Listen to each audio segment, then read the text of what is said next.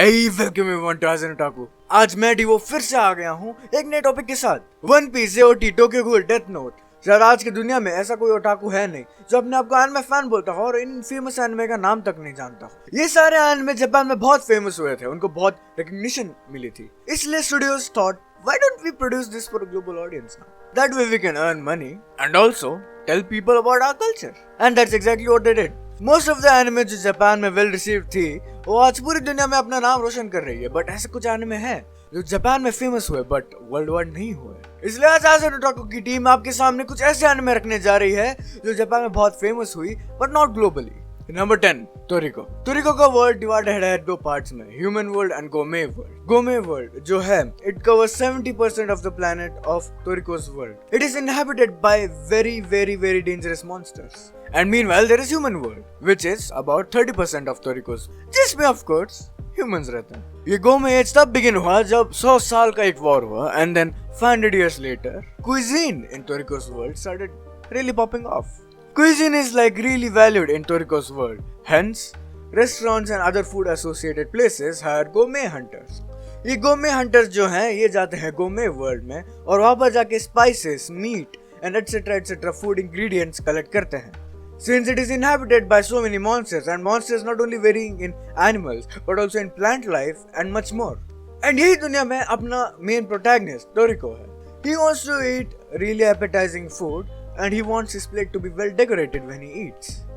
And इसलिए वो अपने wisdom और inhuman abilities को God नाम के एक legendary food को ढूंढता रहता है, which was actually the cause of stopping the 100 Years War all 500 years ago.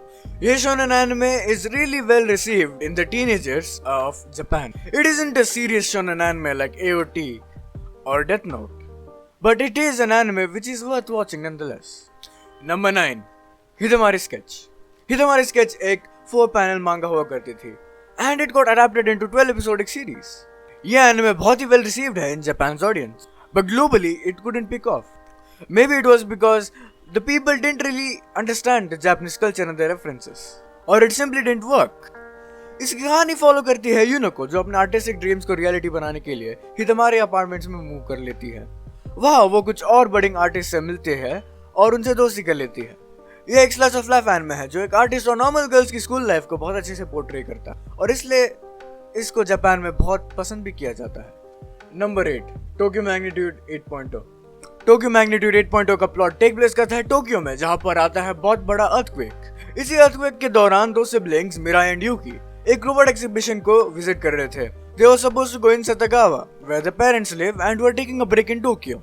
इसी दौरान एक बहुत बड़ा अर्थक्वेक आ जाता है which leaves the place in despair. ये एनिमे तुम्हें हिट करने को मैनेज कर लेता है because it revolves around family, it revolves around loss, it revolves around trauma.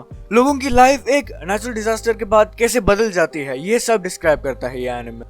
It also shows us that no matter how much siblings fight, in the end they have this unconditional love for each other and also what it means to lose one another. ये anime वो sliver of hope को magnify करती है जो हर एक human अपने जिंदगी में एक ना एक बार एक्सपीरियंस करता है, जहाँ पर everything goes wrong but there is only 1% of hope keeping them alive and this is that anime. Number 7, Doraemon. And yes, ये डोरेमोन नहीं है, डोराएमोन. हम मालूम है, तेरे बाप को मत सिखा. चल अभी तुम मेरे से पूछोगे कि क्यों यार, ये तो सबको पता है, किस बच्चे को नहीं मालूम डोरेमोन का नाम.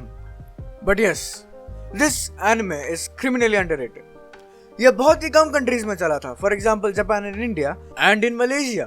एंड टू माई सरप्राइज इस एनिमे के बारे में बहुत लोगों को नहीं पता यार. इन देशों के बाहर किसी बंदे ने कभी इसका नाम तक नहीं सुना होगा. Which kind of hurts? Doraemon की कहानी फॉलो करती है नोबिता नाम के 10 साल के बच्चे को. ये बच्चे से ना ही पढ़ाई होती है, ना ही लिखाई होती है और ना ही स्पोर्ट्स. एंड इसका फ्यूचर ग्रैंडसन ये देख के बोलता है, भाई इसका कुछ करना पड़ेगा भाई, अपन का फ्यूचर चेंज होने लगा इधर. And so he sends his made Doraemon. Doraemon एक 22nd सेंचुरी का कैट रोबोट है जो अपेरेंटली एक रकून की तरह दिखता है. ये शायद नहीं दिखता, बट उसके पास एक 4 डायमेंशनल पॉकेट है जिसमें कोई भी चीज फिट हो सकती है और यहीं पर वो अपने लाखों गैजेट स्टोर करता है जिससे वो नोबिता की हेल्प करता है to deal with normal life shit. For example Gian the bully ने उसको मार दिया. Boo-hoo, he is crying. Doraemon comes and saves the day. after Nobita screws up. Well, moving on to number 6, Osomatsu-kun. ओसोमात्सु-कुन की कहानी follow करती है एक 6 tubeless brothers को, जिनका नाम है ओसोमात्सु, चोरामात्सु, करामात्सु, इचिमात्सु, जुशिमात्सु और तोदोमात्सु। भाई साहब 60 टेक लगे यार इसको बोलने में, पगार रेडी रखना साहब। एनीवेज, इन भाइयों का भाईचारा पूरे टाउन में फेमस है क्योंकि ये बहुत तमाशा करते हैं टाउन में और मजे से रहते हैं। इस एनिमे में बहुत ही वाइड रेंज ऑफ कैरेक्टर्स भी हैं जो बच्चों को बहुत गुदगुदाती है।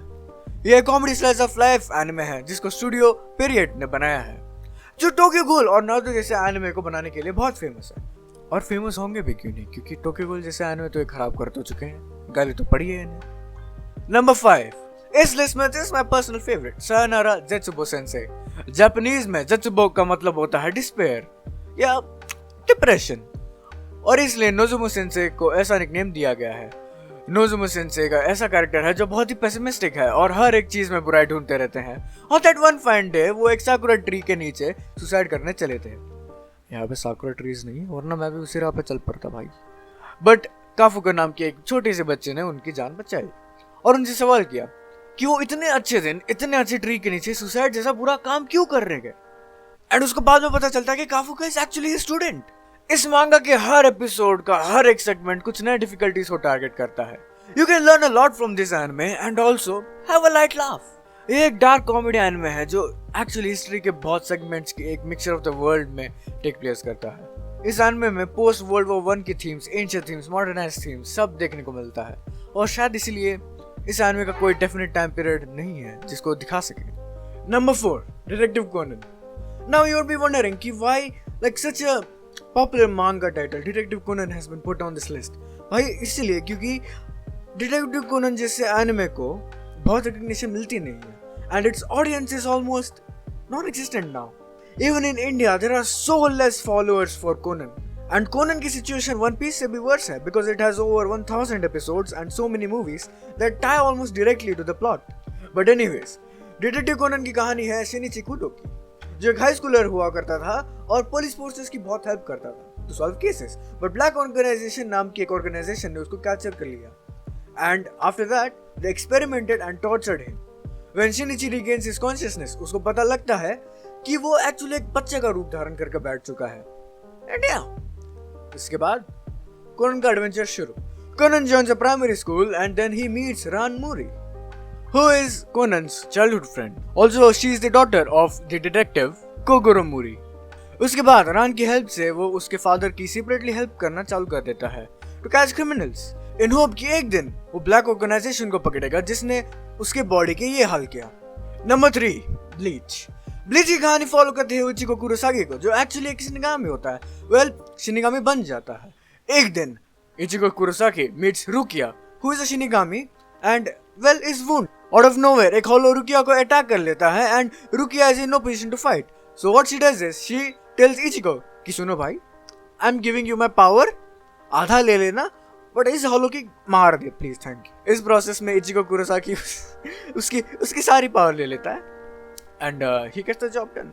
रुकिया फिर स्टक हो जाती है इचिको कुरोसाकी के दुनिया में, and now Ichigo has to fight the shinigamis with Rukia. Episodes होने वाले होंगे या हो ही गए होंगे, किसको मालूम, मैं तो नहीं देखता, आई स्वेयर मैं नहीं देखता। इस एनिमे पर BTS ने एक बहुत फेमस गाना भी गाया था which is also named Unpan Man. Moving on to number 1, and with that this was top 10 anime which is famous in Japan but it did not achieve its popularity globally. आशा है कि आपको एक anime मिल गया होगा अपने bucket list में डालने के लिए, and hopefully if you watch them you enjoyed as well. हम ऐसे ही never seen before topics और anime को खोज के आपके सामने लाना चाहते हैं, एंड हम लाएंगे भी। So please support us by subscribing to us, sharing our video and giving this video a good fat thumbs up. मैं आपसे मिलूंगा अगले वीडियो में, और तब तक के लिए बाय बाय।